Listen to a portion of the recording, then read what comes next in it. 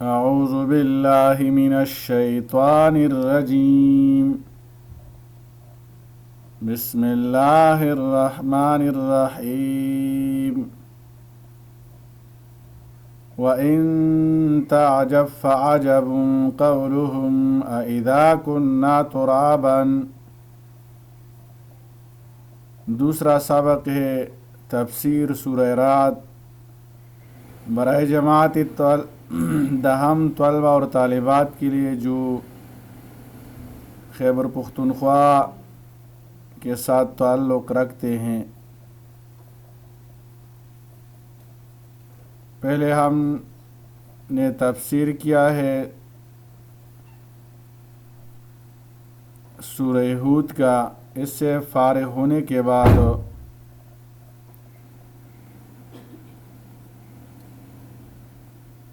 سورہ رعد میں ہم دوسرا سبق پڑھیں گے انشاءاللہ.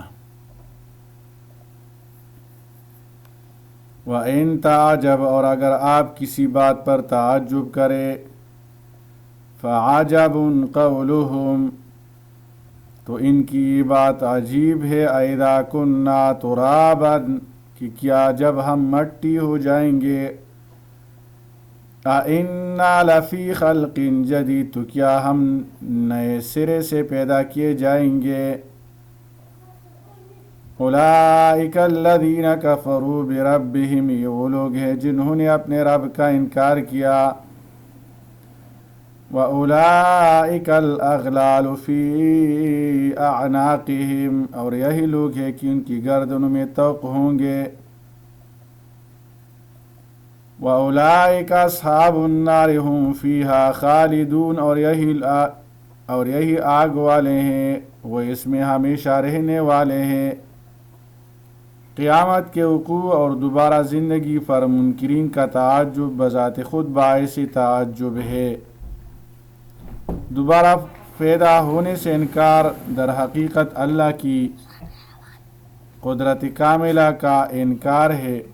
منکرین کی سزا یہ ہے کہ آخرت میں ان کی گردنوں میں طوق ہوں گے اور وہ ہمیشہ دوزخ میں رہیں گے. اللہ تعالیٰ نے حضور صلی اللہ علیہ وسلم کو مخاطب کر کے فرمایا کہ آپ صلی اللہ علیہ وسلم ان کافروں کی تکذیب پر کوئی تعجب نہ کرے. یہ تو اللہ کی قدرت کی بڑی بڑی نشانیاں دیکھنے کے باوجود قیامت کا انکار کرتے ہیں. کیا اس سے زیادہ عجیب بھی کوئی بات ہوئی کہ جس نے پہلے ایک چیز کو بنایا وہ دوبارہ اس کے بنانے پر قادر نہ ہو. اعوذ باللہ. حالانکہ ہر عقل مند آدمی جان سکتا ہے کہ زمین و آسمان کی پیدائش انسان کی پیدائش سے بہت بڑی ہے. جب کسی کے گلے میں طوق پڑا ہو تو وہ ادھر ادھر دیکھنے کی طاقت نہیں رکھتا. اس طرح یہ لوگ حقائق کو دیکھنے اور ان کی طرف بیان کرنے سے محروم ہیں.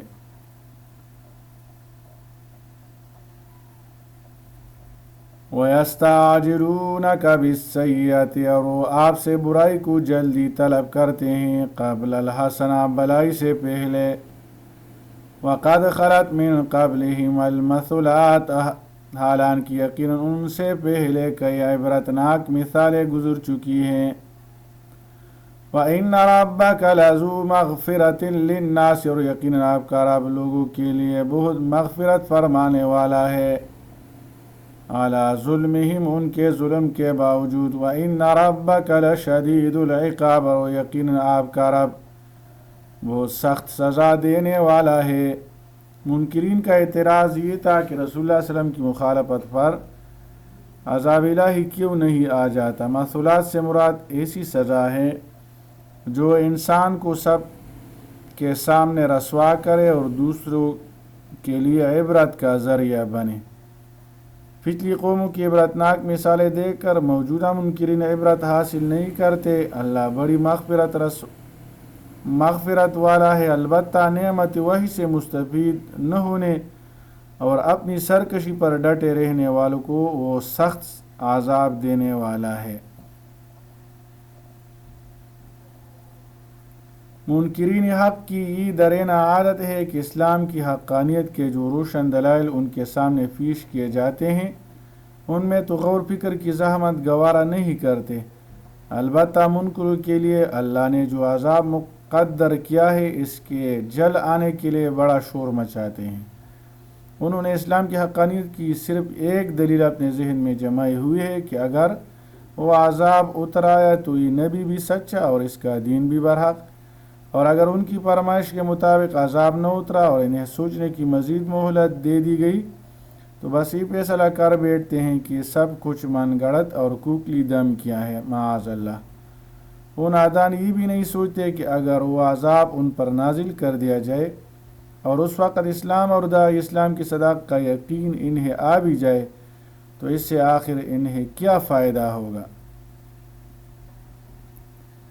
وَيَقُولُ الَّذِينَ كَفَرُوا لَوْلَا أُنزِلَ عَلَيْهِ آيَةٌ مِّن رَّبِّهِ، اور وہ لوگ کہتے ہیں جنہوں نے کفر کیا ان پر ان کے رب کی طرف سے کوئی نشانی کیوں نہیں اتاری گئی۔ انما انت منذر، بے شک آپ تو عذاب سے ڈرانے والے ہیں۔ وَلِكُلِّ قَوْمٍ هَادٍ، اور ہر قوم کے لیے ایک ہدایت پہنچانے والا ہے، ایک ہدایت پہنچانے والا ہوا ہے۔ منکرین حق رسول اللہ صلی اللہ علیہ وسلم کے بہت سارے معجزات دیکھنے کے باوجود کہتے ہیں کہ ان کے مطالبے پر معجزے ظاہر کیوں نہیں ہوتے۔ اعتراض کا جواب یہ دیا گیا کہ رسول اللہ صلی اللہ علیہ وسلم کا کام معجزے دکھا کر زبردستی حق منوانا نہیں ہے، بلکہ حق کا راستہ دکھانا اور آخرت کے حوالے سے خبردار کرنا ہے۔ در حقیقت معجزہ تو اللہ کی طرف سے بطور فضل ظاہر کیا جاتا ہے، اصل چیز تو دلائل ہے۔ جب دلائل سے حق واضح ہو گیا اور نبی کریم صلی اللہ علیہ وسلم کی نبوت ثابت ہو گئی تو نبی کریم صلی اللہ علیہ وسلم پر ایمان لانا فرض ہو گیا۔ لیکن پھر بھی اللہ کی طرف سے فضل تھا کہ اللہ نے معجزات عطا فرمائے، لیکن جو لوگ ہٹ درم تھے وہ نہ دلائل سے مانتے ہیں اور نہ معجزہ دے کر ایمان لاتے ہیں، جبکہ ان کی خواہش کے مطابق بھی بعض معجزات ظاہر ہوئے تو انہوں نے کہہ دیا کہ یہ تو جادو ہے، معاذ اللہ۔ فرمائشی معجزوں کی بات کرنا قبول حق کے لیے نہیں تھا بلکہ اپنی ضد پر قائم رہنے کے لیے تھا۔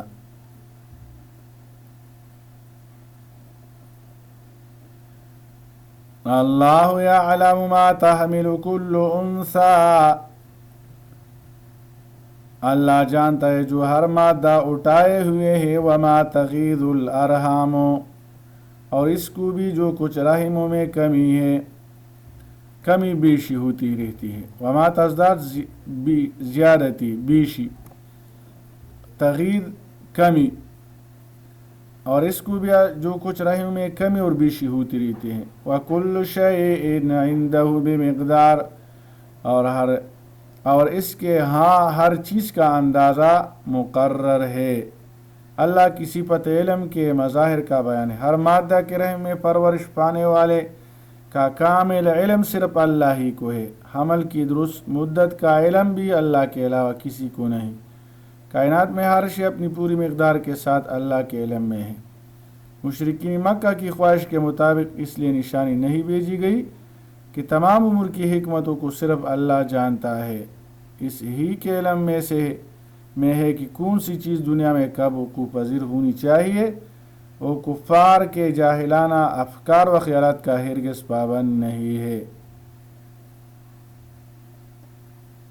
عالم الغیب والشہادت، اللہ پوشیدہ اور ظاہر کا جاننے والا، الکبیر المتعال، وہ بہت بڑا نہایت بلند ہے، کبیر بڑا، متعال بلند۔ سواء منکم من اسر القول، اللہ کے لیے برابر ہے تم میں سے جو شخص آہستہ بات کرے، ومن جہر بہ، اور جو بلند آواز سے کرے، ومن ہوا مستخف باللیل، اور جو رات کو چھپنے والا ہے، وسارب بالنہار، اور جو دن کو چلنے پھرنے والا ہے۔ انسان کسی بات کو ظاہر کرے یا چھپائے، اللہ کے علم سے کوئی بات اور کوئی حالت پوشیدہ نہیں۔ اللہ کی ہستی بہت بلند و برتر ہے، جسے ہر قسم کا اختیار حاصل ہے۔ انسان کوئی بات بآواز بلند کرے یا سرگوشی کے انداز میں، اللہ کو تمام باتوں کا علم ہوتا ہے۔ کوئی انسان دن میں عمل کرتا ہو یا رات کی تاریکی میں کہیں چھپا ہوا ہو، اللہ اس کے مقام اور حال سے خوب واقف ہے، یعنی اس کے لیے ظاہر و پوشیدہ سب برابر ہے، سب کچھ اس کے علم میں ہے۔ آپ صلی اللہ علیہ وسلم کے رب سے کوئی ذرہ برابر چیز نہ زمین میں غائب ہوتی ہے اور نہ ہی آسمان میں۔ مستخبن کے معنی ہے چھپا ہوا، ساربون کے معنی ہے گلیوں میں پھرنے والا، راستہ میں چلنے والا۔ یہاں یہ مراد ہے جو راستہ میں اعلانیہ اور کلم کلا چلنے والا ہو۔ معقبات، لہو معقبات من بین یدیہ، لہو معقبات اس کے پہرہ مقرر ہے، من بین یدیہ ومن خلفہ اس انسان کے آگے بھی اور پیچھے بھی، یحفظون من امر اللہ و اللہ کے حکم سے اس کی حفاظت کرتے ہیں۔ ان اللہ لا یغیر ما بقوم کیونکہ اللہ کسی قوم سے اپنی نعمت کو نہیں بدلتا، حتی یغیروا ما بانفسہم جب تک کہ وہ خود اس کی ناشکری نہیں کرتے۔ وَإِذَا أَرَادَ اللَّهُ بِقَوْمٍ سُوءًا اور جب اللہ کسی قوم کو تکلیف پہنچانے کا ارادہ کرتا ہے، فَلَا مَرَدَّ لَهُ تو پھر اسے کوئی ٹال نہیں سکتا، وَمَا لَهُم مِّن دُونِهِ مِن وَالٍ اور نہیں ان کے لیے اللہ کے سوا کوئی مددگار ہوتا ہے۔ معقبات کا مطلب ہے ایک دوسرے کے پیچھے آنے والے، مراد فرشتے ہیں جو باری باری ایک دوسرے کے بعد آتے ہیں۔ اللہ نے انسان کی حفاظت کے لیے نگران فرشتے مقرر کیے ہیں جو اس کی حفاظت فرمامور رہتے ہیں۔ حفاظت سے مراد اعمال کی حفاظت بھی ہے اور خود لوگوں کی حفاظت بھی۔ کسی قوم کی اچھی حالت کے بدل جانے کا انحصار اس کے اپنے عمل پر ہے۔ کسی قوم پر اللہ کا عذاب اس وقت آتا ہے جب وہ اللہ کی حد درجہ کی ناشکری اور نافرمانی کرتی ہے۔ عذاب آ جانے پر اللہ کے سوا اسے کوئی ٹالنے کی قدرت نہیں رکھتا۔ جمہور مفسرین کے نزدیک اس سے مراد رات اور دن کے فرشتے ہیں۔ احادیث کے مطابق فرشتے کی دو جماعتیں حفاظت کے لیے مقرر ہیں، ایک رات کے لیے، دوسری دن کے لیے۔ رسول اللہ صلی اللہ علیہ وسلم نے فرمایا رات کے فرشتے اور دن کے فرشتے تمہارے پاس آگے پیچھے آتے ہیں اور فجر کی نماز میں اور عصر کی نماز میں جمع ہو جاتے ہیں۔ پھر جن فرشتوں نے تمہارے پاس رات گزاری تھی وہ اوپر چلے جاتے ہیں تو ان سے ان کا رب پوچھتا ہے، حالانکہ وہ ان سے زیادہ جاننے والا ہے، کہ تم نے میرے بندے کو کس حال میں چھوڑا تھا؟ وہ کہتے ہیں کہ ہم نے جب ان کو چھوڑا تو وہ نماز پڑھ رہے تھے اور جب ہم ان کے پاس پہنچے تھے اس وقت بھی نماز پڑھ رہے تھے۔ اللہ تعالیٰ عمل کرنے کی توفیق عطا فرمائے۔ صلی اللہ تعالی علی خیر خلقہ محمد وآلہ واصحابہ اجمعین برحمتک یا ارحم الراحمین۔